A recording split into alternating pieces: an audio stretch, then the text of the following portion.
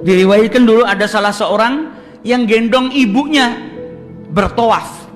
Tawaf sambil gendong ibunya. Tawaf sendiri saja capek, ini tawaf bawa ibunya. Setelah dia tawaf berkeliling Ka'bah 7 kali, kemudian dia datengin Abdullah ibnu Umar, putranya Sayyidina Umar ibn Khattab, sambil bertanya, sudahkah saya membalas jasa ibu saya? Ini loh, saya tawaf bawa ibu saya. Apakah saya sudah tergolong sebagai orang yang bisa membalas jasanya? Apa kata Ibnu Umar? Enggak. Bahkan engkau membalas satu daripada rasa sakit yang dialami oleh ibumu saat melahirkan. Saat melahirkan tuh rasa sakitnya banyak. Kau belum bisa membalas satu saja dari sekian banyak rasa sakit yang dialami oleh ibumu saat melahirkan dirimu. Tapi engkau telah berbuat baik kepada ibumu. Yang kau lakukan ini baik. Dan kebaikan yang kecil ini akan diberi ganjaran yang besar, yang banyak oleh Allah Subhanahu wa Ta'ala. Tapi kalau membalas gak bisa. Sebagaimana nasihatnya para ulama yang kita kaji di kajian yang lalu, kau gunakan seluruh umurmu, upaya terbesarmu untuk berkhidmah kepada kedua orang tuamu, dan hartamu kau gunakan untuk mendapatkan keridhaan orang tuamu, untuk menyenangkan orang tuamu, masih belum bisa kau membalas jasanya.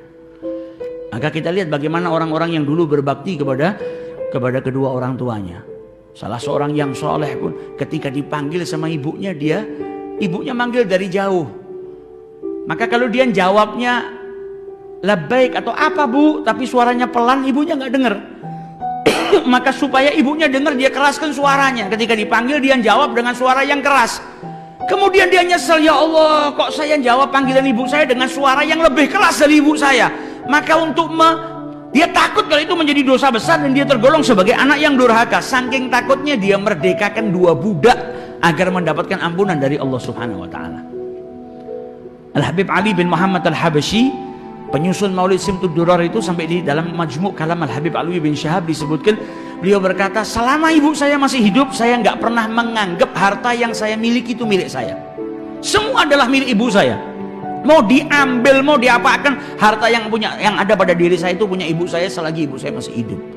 Bahkan kata beliau, kalau ibu saya sampai bawa saya ke pasar dan kemudian mengatakan kepada orang di pasar kalau dia adalah budaknya. Jadi Habib Ali bilang, kalau ibu saya bilang sama orang di pasar kalau saya itu budaknya dan saya dijual, saya nggak akan mengingkarinya. Saya ridho dijual sama ibu saya. Saking apa baktinya kepada orang tua dan tahu manfaatnya berbakti kepada